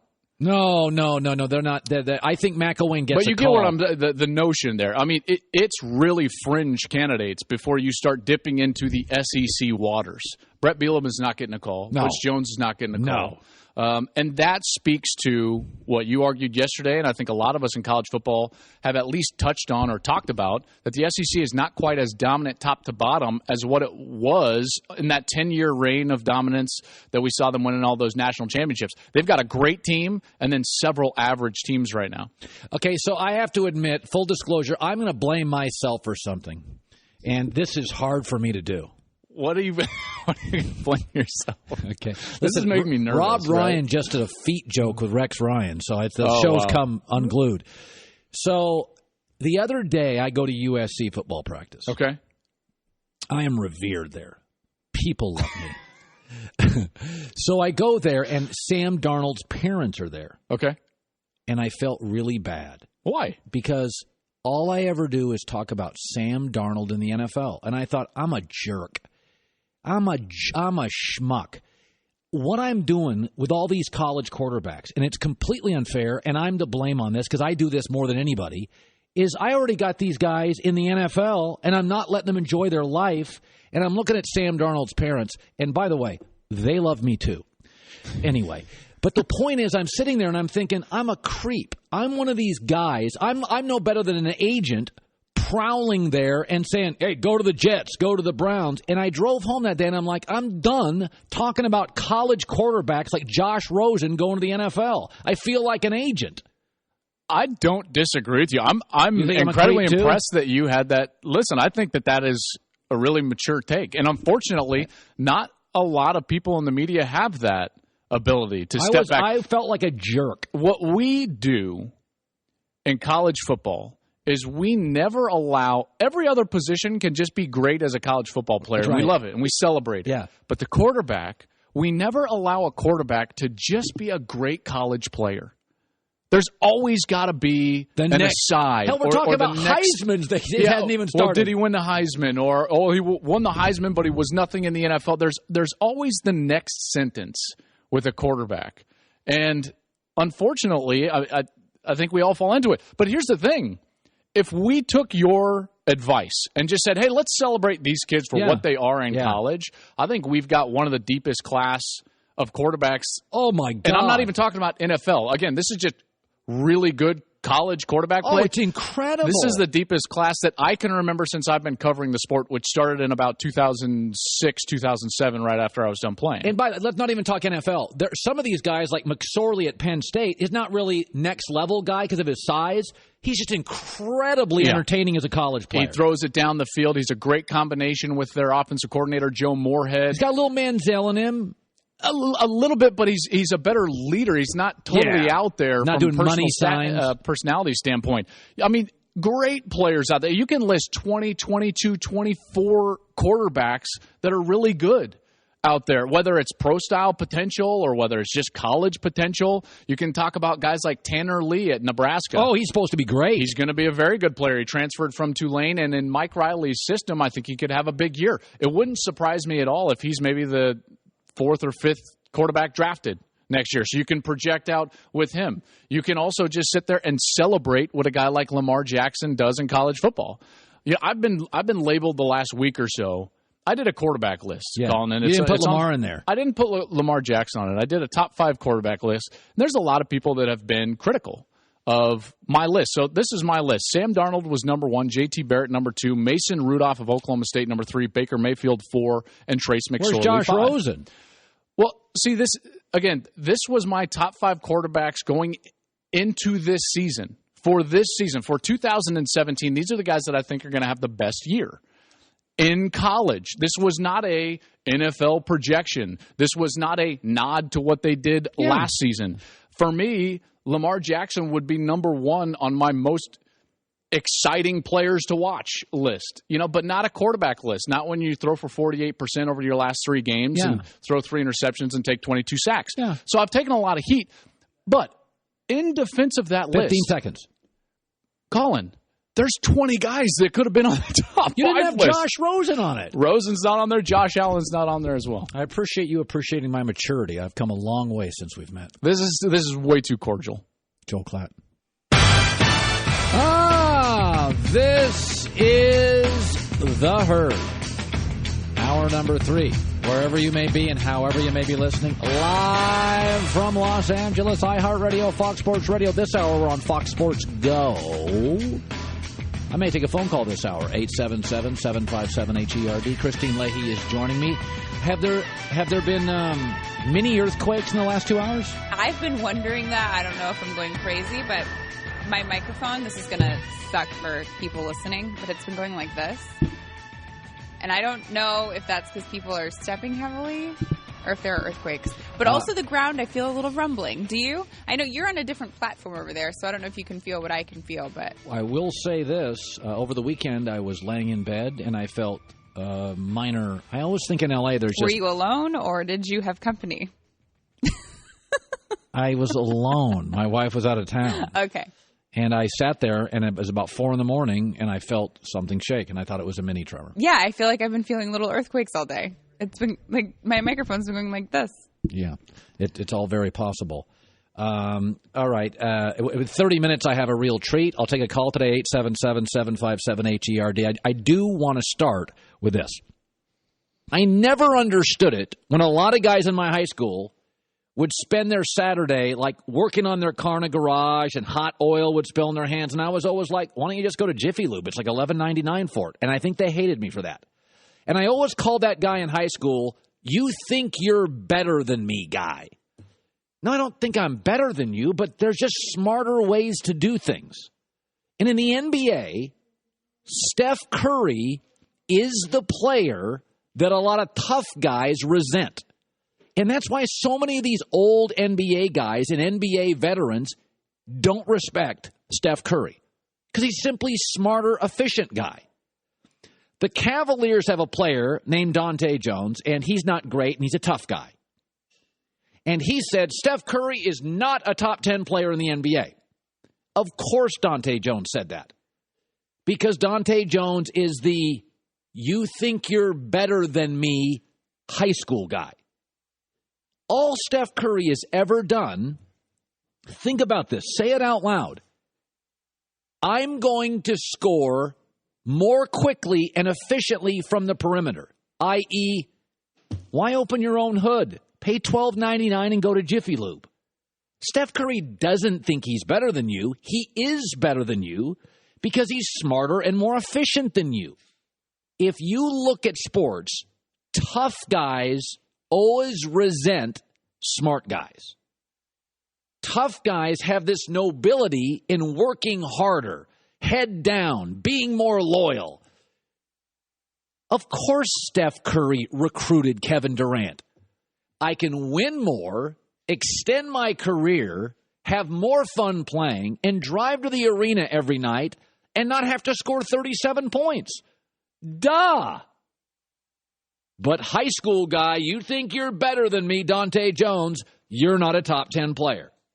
What Steph Curry is, and he is a top 10 player, is the most efficient basketball player ever. I bet he just looks at Russell Westbrook and laughs. Westbrook shoots twos, goes to the rim, and by the fifth game of a series is completely gassed, playing 100 miles an hour. But you're watching a continuum here. You are hearing it over and over that a two-time MVP is not a top 10 player. The resentment for smart, easier way to do things guy is palpable in the league. Russell Westbrook, 100 miles an hour, his last game in the playoffs this year, do you remember what the announcers were saying? Russell Westbrook, twos over threes, attack the rim, relentless style, 100 miles an hour. Remember this? Westbrook got the screen, the switch on D. It's a three over Harden, and it's no good. He is 1 of 9 shooting in the fourth. Again, he's got it. Again, he'll challenge. This time a two. Another miss. He's tired. He's got nothing in the tank. Nothing. He's played 40 excruciating, heavily leaned on minutes. That's your issue, dude. The other guy that's last playoff game was gassed was John Wall. He can't figure out threes either. Stop resenting smarter, more efficient guy. He doesn't think he's better than you. He is. Give him credit. All right, I saw this story. It's an NFL story. And this is something the media does that I it's just what too often we do. A player has in the NFL a great year, and we do this in all sports. But like a player has a great year in the NFL, and then we say, well, that's what he is. No, that's not what he is. He had a great year. If you're a real estate agent and you've been doing something for 8 years, I've always had a rule on people's careers. I'm going to take out your best year and your worst year. That's what you are. So if you're a real estate agent and I'm going to take out your first year because you just started the business. You didn't have much of a clientele. That's your worst year. I'm going to take that away. I'm not going to hold that against you. And then I'm going to take out year 8. That was the year that you sold a $9 million house. Okay. You only sold one of those ever. What I'm going to take is the remaining 6 or 7 years. That's who you are. Everybody in the NFL now is on this Matt Ryan thing. When you take out Matt Ryan's worst year, his rookie year, obviously, he's learning on the job. That's not fair to judge Matt Ryan on his rookie year. Take that out. But I'm not going to judge him last year when he had Kyle Shanahan and unbelievable support and momentum. I'm going to take out last year. And do you know what his average is? 26 TDs and 14 interceptions. That's his career average. 91 passer rating, which is okay. Do you know what that average is? Slightly better than Andy Dalton. And so when I say Matt Ryan's a better version of Andy Dalton, it's what in the what? Take out his rookie year and his best year. He's a 26 TD, 14 interception, 91 passer rating guy. Like in music, nobody ever does that. Nobody ever takes your one great song and says, amazing band. We consider amazing bands to be, like the Beatles, U2, the Stones, the Eagles, where you could take out their top 5 songs and their worst 5 songs, and you'd still have 2 killer albums. Suddenly, Matt Ryan is the darling of the ball. You do realize in his own division, he's not as big and strong and athletic as Jameis or Cam, and he's never been as accurate as Drew Brees or as talented. Yes, I like Matt Ryan. He's a B quarterback. I like him. But this is what I've said about Cam Newton. Don't punish Cam for his rookie year, and don't laud him for his MVP year. If you take the rest of Cam, he's a C-plus quarterback. Sorry, that's what he is. As we go into another NFL season, I struggle with Atlanta. Not because I don't like Matt Ryan. He's a top 10, 12 quarterback in this league. But the idea now, I'm reading stories. He is Rodgers. He is Brady. He is not. He is absolutely not. Take out anybody's best and worst. The rest is what defines them. By the way, going back to the dentist today, I went there yesterday for a cleaning, and I got 2 fillings. Wait, they found your cavities and filled them in the same day? No. You got to go back. I just cleaned my teeth yesterday, and they found a big, awful cavity. Are you not brushing your teeth? I'm brushing my teeth, but I didn't know you could get a cavity post-50. I just thought your teeth were what they were. Of course you can. That's when you'll get more. Darn it. Wait, are you using – what kind of toothbrush are you using? You know what about dentures? You might need them at this rate. Yeah, I saw – they showed me a picture of it. It used to just be you've got a cavity, we're going to fix it. They showed me a whole – like it was like going to one of those theaters, you know, like when those ski movies, when you go to the theater and they give you the helicopter skiing and they go in and they show you – like what are the IMAX theater? It was like an IMAX movie for my tooth. In your mouth? Oh, no, they gave me the whole thing. That sounds like a terrible movie. No. I mean, they showed me everything about it. Like they got up close and personal and my gums and I'm like, I don't need to see this. Did they give you a bad rating? That one tooth got a bad rating. Do you have a Sonicare? What's that mean? It's the toothbrush that vibrates. Yes, that's what I have. Listen, I just got a cavity. I was very disappointed. So I have to go. How are your gums? They're fine. No. How are your gums? When when they measured your gums, do you remember what the numbers were? The only time my gums bleed is when I brush my teeth. Were they 3? Were they 3-4-3 or 1-2-1-2? What was it? I don't know. I'm 50 of one, half dozen of the other. What is that? What? It means if your gums are inflamed or not. They're not inflamed. I'm guessing that they are, though, because if you're having cavities, I have it sounds like you're not brushing well. It's not. I brush 3 times a day. I do. I get up and do it, and then for how long? Oh, good hell! 2 minutes. How often do you floss? I don't know. I don't care. You're asking for Wait, numbers. if you had to really think how often you floss, I floss my back molars every day. I'll take a and then you're just done. You're like, back molar, I'm done. I don't give my teeth the same attention. It's like my kids. I play favorites. So you have to floss every day. Listen, this is a lot of. It's just there's this little. I have one cavity. I don't have 12. I thought you said 2. No, I have a filling I got to do today and a cavity. It's massive. What's the other filling for? That's a crown. They're just changing the top of it. Jerry in New York. That went to a weird spot. Jerry wants to talk LeBron and Kyrie dynamic. Fire away, Jerry. Colin, when you become entrenched in a position, you lose the flexibility to change your mind. No kidding. You said earlier that everyone comes and plays with LeBron for less. They're probably paying J.R. Smith 4 times more than he's worth. They're overpaying for Tristan Thompson beyond belief. Kevin Love is on a max deal. All of those guys came to Cleveland because of LeBron. Now, the players that do come for nothing and play with LeBron are his buddies like James Jones, who's gotten 7 straight years of paychecks by hanging on to LeBron. Now, I'm going to give you a parallel that relates to you. You worked at ESPN. A lot of people could consider that the gold standard. Yes. Now, when you left, a lot of people said, Colin, you must be crazy.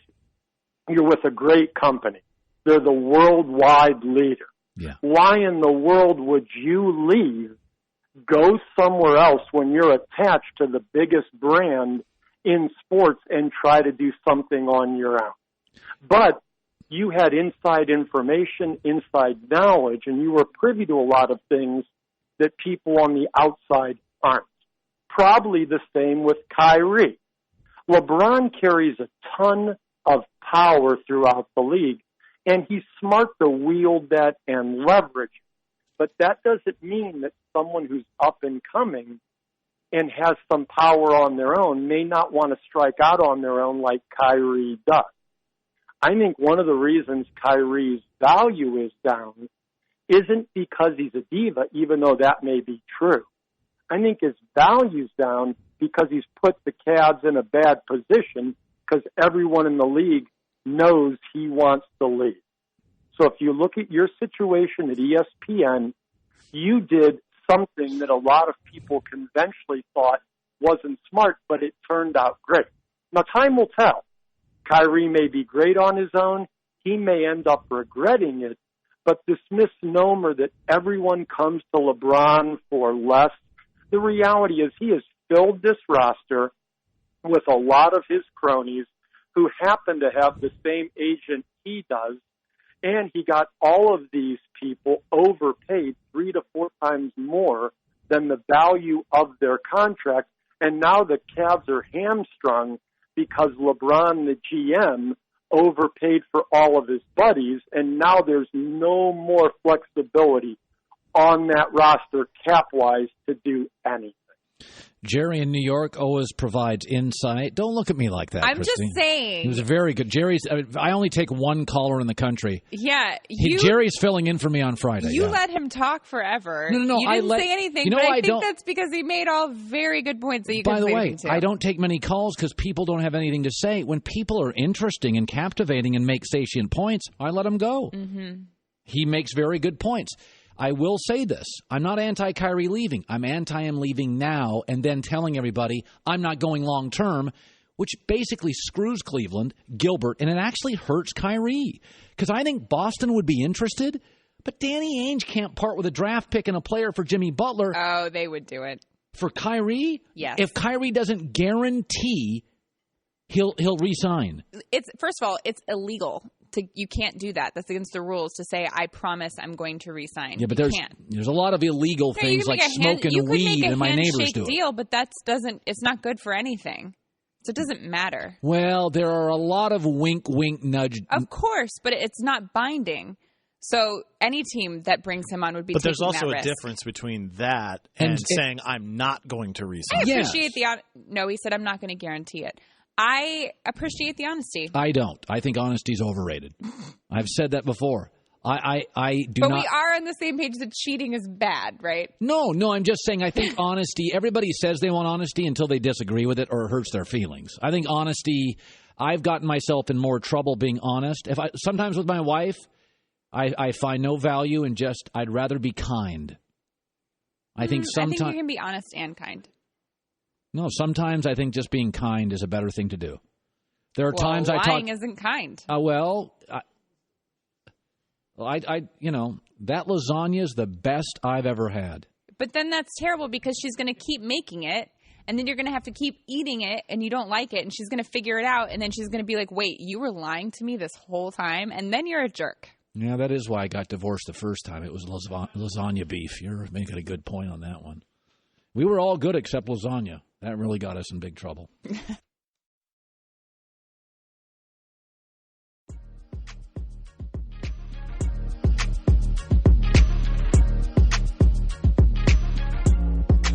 Welcome back. Nice to have you in. You know, this Cleveland Cavaliers player, Dante Jones, he's an old guy, 36. He said Steph Curry's not a top 10 player in the NBA. Listen, he's the best shooter in the league. He's the fastest scorer in NBA history. He's the best ball handler, and he's the best free throw shooter in the league. When you're the best at like 3 things in the league, you're a top 10 player. I mean, even if you weren't a big scorer, if you were like the best shot blocker, the best rebounder, and the best defender in the league, and they weren't glamour things, you'd still be a top 10 player in the league. Steph Curry's the best ball handler, the best shooter, and the best free throw shooter, meaning he's just late in games, you foul him, it's over. Come on. You know, the one thing that's really interesting is, sometimes I understand it's generational, like old guys don't understand some of the young kids, but, part of this is something I just do not get. A lot of the old players resent collaboration. Like, how can you want to play with Kevin Durant? How can you not want to play with Kevin Durant? I mean, think about it this way. You ever go to the Y and play basketball? And you go to the Y to play basketball or your local athletic club, and you want to get like a 2-hour sweat. You've had a rough week at work. Maybe you went drinking the night before, and you want to just sweat out the toxins, right? And so what you want to do to get that sweat is you want to play on the best team at the Y you can so you can keep playing. You don't want to be like one game, sit, in one game. So you want the best players so you can get a run, 3 or 4 wins. So aren't you trying to collaborate with the best players? So even at the Y, you're doing that. Now let's go to college. Why do you think those Kentucky guys all sign at Kentucky and Duke? Because they want to play with the best players. We don't criticize players going to Alabama or Ohio State football collaborating because they want to play with the best players. But there's something about the NBA that if you want to play with other great players, it's somehow a negative. We don't do that in our college sports. In college sports, we love the fact that a team has a great class at Georgia or a great class at Oklahoma or a great class at Ohio State. You never think less of a high school kid going to a dominant college. You never, when you go to the Y in your 30s or 40s, you wouldn't think less of a guy who wants to collaborate on a better team so you get a better sweat and a better run for an hour and a half to 2 hours. We don't criticize baseball players because they want to play in a winner. I want to play for the Dodgers. I want to play for the Yankees. We never criticize them. I don't think in football. When's the last time we criticized a football player for going to in fact, we rip a football player if he goes from a winner, Mike Wallace in Pittsburgh, to a loser historically in Miami. We're like, dude, go play for a winner. That's just a money grab. But if an NBA player wants to play with better players, we're all over him. I don't get it. When's the last time you said, instead of working like at Google or Apple, I'd like to work at a crappy company where I dominate and have no help? It's weird about the NBA. There's this weird psychological umbrella they play under. Like, listen, you're a better player if you can do it all on your own. Michael Jordan couldn't win a title without Pippen. And Magic wasn't winning a lot of them. Kobe wasn't winning a lot of them. And Shaq wasn't winning a lot of them without the other star. Do you remember Shaq and Kobe, right? Then Shaq left. Kobe pouted for 2 years until he got Pau Gasol and won another one. And nobody's winning it by themselves. LeBron wasn't winning it first time in Cleveland by himself. Michael Jordan went 8 years between the time James Worthy left him in college and Pippen and he and Phil Jackson connected in the NBA. There was an 8-year path where Michael Jordan didn't win anything.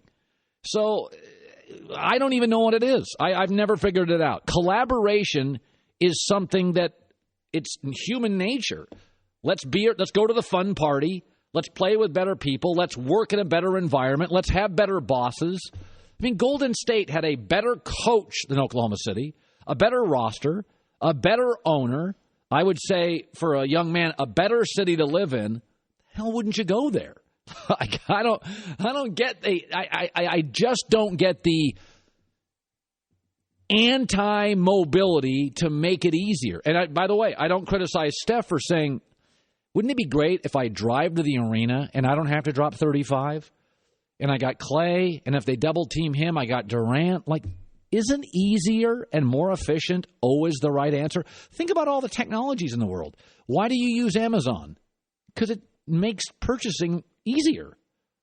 Why do you use apps? It makes something easier. Why do you use Waze when you drive to work? It makes it easier. Like, isn't every technology created to make life easier?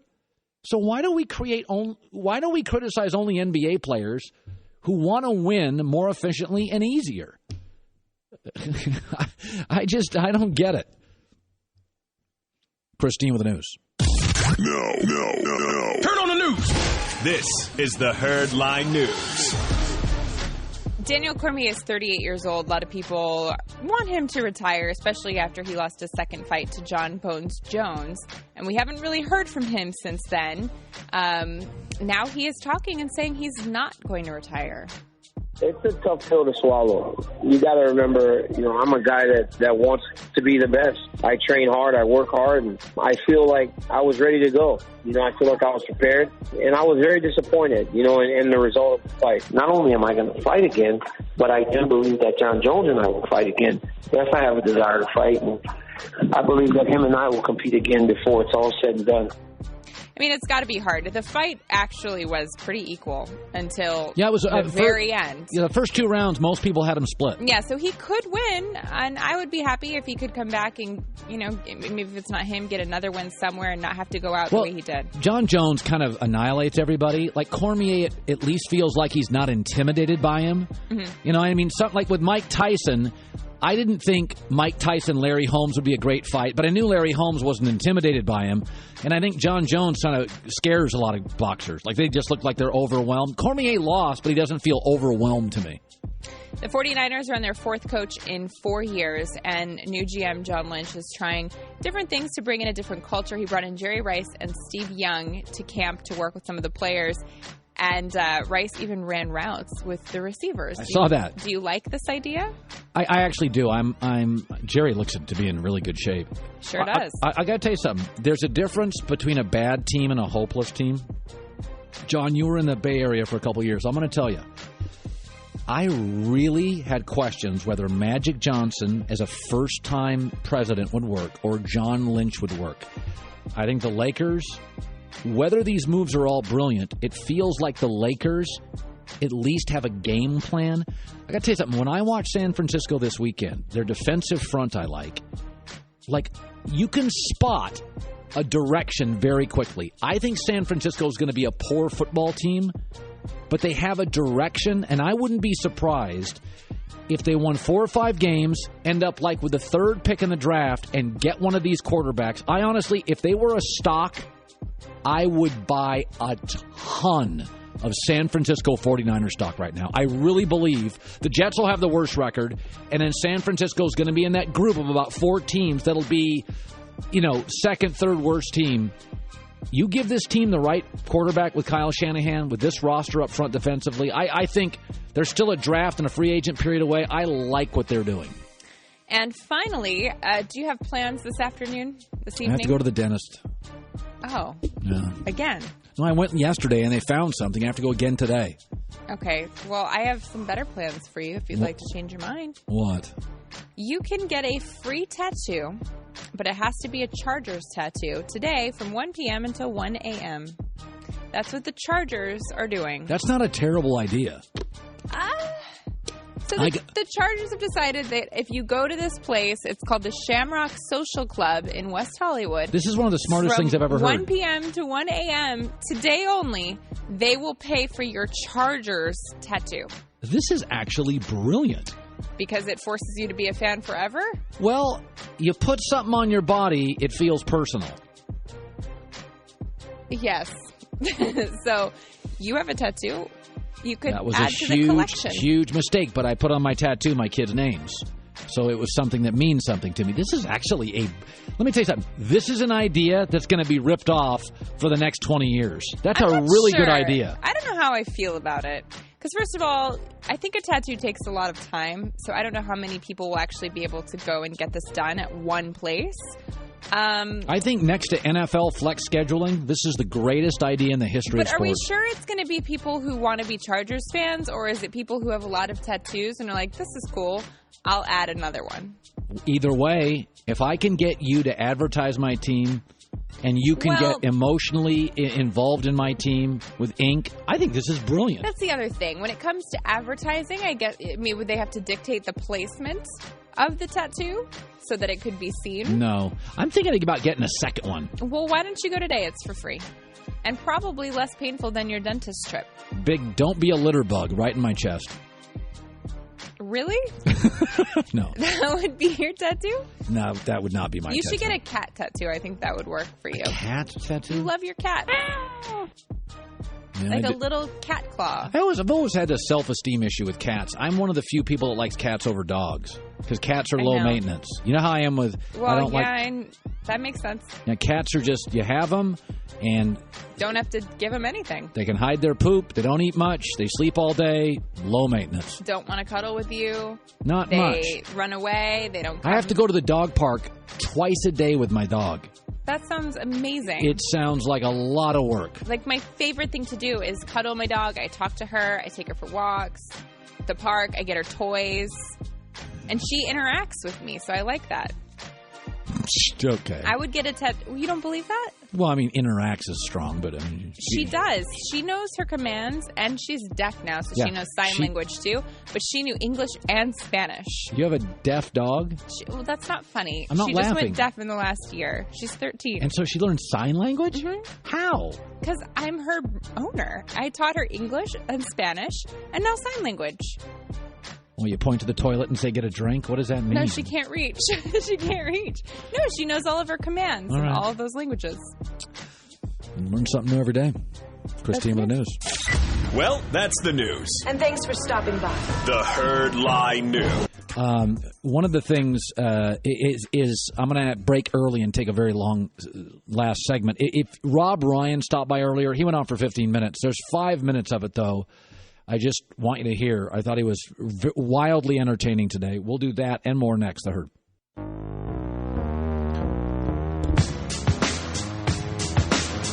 How many games are the Lakers on? The NBA schedule just got released 35 times. A lot. Brooklyn's on none. Knicks are on 8. How bad are the New York Knicks?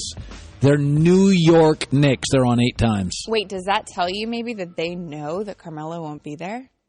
It tells you the Knicks are not even remotely interesting. First of all, you know Golden State's going to be on a ton. LeBron's going to be on a ton. I would say the third most interesting team is either Houston or Oklahoma City with Westbrook and George, and I just looked, and those are the third and fourth teams. Then I think it's Lakers.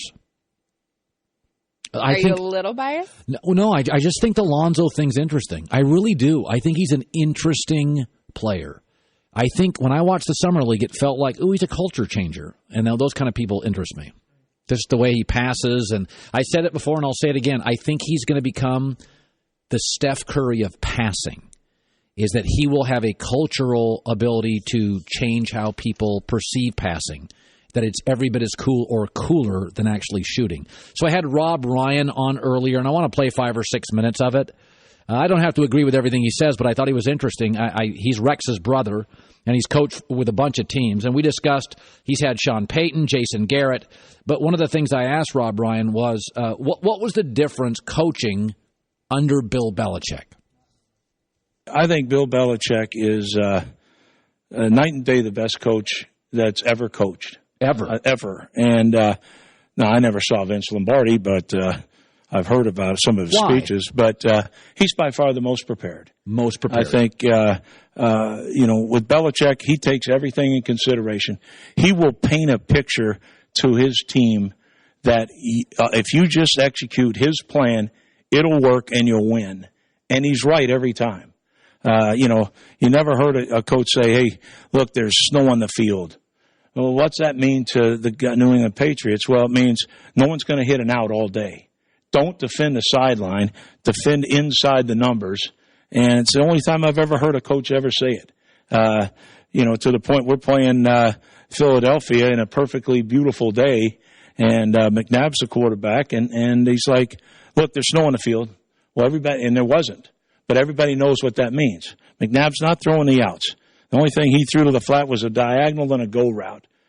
So we had great success against him because we packed the paint, we called it. And but he does that. Every week it's something that Belichick and a guy named Ernie Adams, who no one knows, the invisible man behind Bill Belichick, and they know exactly what they're doing.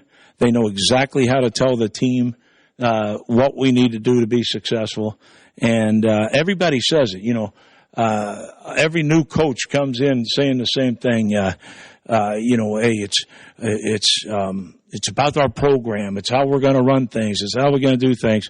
But they don't go in the detail that Bill Belichick does. And he's amazing. I mean, I worked for the great Sean Payton. He does a fantastic job, and Jason both do a great job. They're the closest to Belichick out there. But there's only one Bill Belichick, and he'll find whatever it is.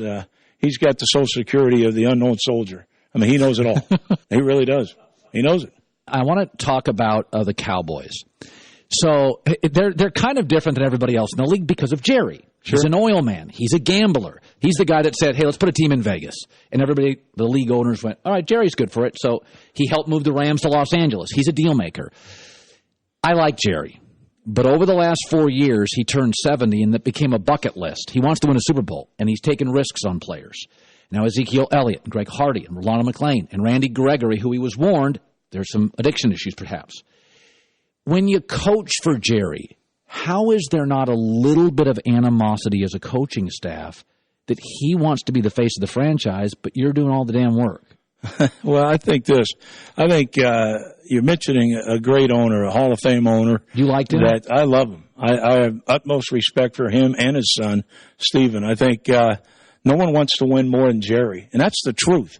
I'll tell you what now, if it meant winning a game or whatever, Jerry would do whatever it takes to win. And he hires a great coaching staff. I was honored to be on that staff. He pays him pretty well. 2 years. He pays extremely well. I remember Cleveland was trying to stick us with, when I left Cleveland to go to Dallas with like a $500,000 bill. Jerry paid that in 2 seconds. So he knew he was getting a great coach. But but I love the Jones family, and I think everybody in that organization loves him. Well, I guess what you're saying is, listen, man, the guy pays, the guy promotes, he wants to win. You can put up with some of the vanity and ego. Well, look, I worked for Al Davis. For 5 years. So I've been fortunate enough to work for 3 Hall of Fame owners: Robert Kraft, who will be in the Hall of Fame, Al Davis, and Jerry Jones. Can you give me an Al Davis story quickly? He was a night owl, and you would get a call about 3 a.m. sometimes. He'd be like, the phone would ring. I'd be, what the heck? And my wife would answer, and he'd, oh, Kristen, hey, baby, hey, sweetie, how you doing? He was awesome. Is your husband there? And I'd get on the phone, and my God, he would lay into me. So 3 a.m. Oh, yeah. But he's another one that but he knew football. Remember, he was a coach. No. Al knew football. He knew football. He knew football players. The thing about Al Davis, the best story about Al is he told me this one day in the summer when everybody else is on vacation, and Al has me in the office. He said that I asked him one day, how did you come up with your philosophy on all these bigger, faster guys? That's all he ever drafted. Yeah. And he said, well, he grew up as a kid. He always saw the Brooklyn Dodgers, and he always admired the athleticism and the speed of the Brooklyn Dodgers. And then he had the New York Yankees and all the power and the strength. And and the size of the Yankees. He said teams used to come out and they'd watch batting practice. They'd be beat before they ever played the Yankees because they'd be hitting every ball out in the stands. He would like that Judge kid. But that was great. So that's how we ended up taking that philosophy from baseball. Size and speed, and put it into football. And they were, for a long time, the most intimidating professional sports team in America. There was no doubt. No doubt. The Raiders, for about a 10 to 20 year period, they were like UNLV basketball in Tark's prime. They won a lot of games showing up. They intimidated people. Okay, yep. Rob Ryan, who I just found out lives just down the road in San Diego. I'm not giving out your address, but that's great. You do have a little bit of a Big Lebowski feel to you. Are you offended by that? No. In fact, the great thing, I'm going out to Hawaii, and out of nowhere, my wife's like, oh, my God, there's Jeff Bridges. And he had glasses on and things. I'm like, oh, man, that is Jeff Bridges. So, of course, I got the pic with me and the dude, and I appreciate you have the dude. to give us that picture. That's the best picture around. I got it here. Oh, you got it right now? Oh, I do. I got it. Yo, time out. You have the picture. Oh, I got the picture. All right, take your time. I don't make camera. Get in. Up. Get in here, camera. Let me find out. So the camera's right there. Make sure. Now you may have a lot of pictures that we can't put on the air. Well, Rob, if you're anything like Rex, I don't. No, I'm not. I appreciate everything about my wife, not just her feet. But, just kidding. I had to get to my brother. I had to zing him there. That was good. But let's see. Here we go. Oh, wait a second. What the hell did I do here? Here we go. Okay, camera, get in there. Now turn that to no, right to that one right there. Right there. Hold on, get that. Oh, wow. Couple of dudes just hanging out. God, that is great. I swear I was the inspiration for that character, but maybe there's some other facts that say different. Great seeing you, man. Great meeting you. Oh, it's great to be here. I appreciate it, and been a big fan of yours, and love the new network here. Oh, thank you. Rex used to hate me, then he had beers with me. Then I think Rex liked me. Right. Have a few beers you're with a tough me. guy. I'm kind of tough. I know you are. I'm a little but rough. You're fair. Hey, right there. And that may have been the best moment in the history of the show right there. A foot joke and a picture of Jeff Bridges. Good stuff from Rob Ryan earlier. Now, tomorrow, Paulie Malignaggi, the sparring partner of Conor McGregor, is on the show, which is going to be great.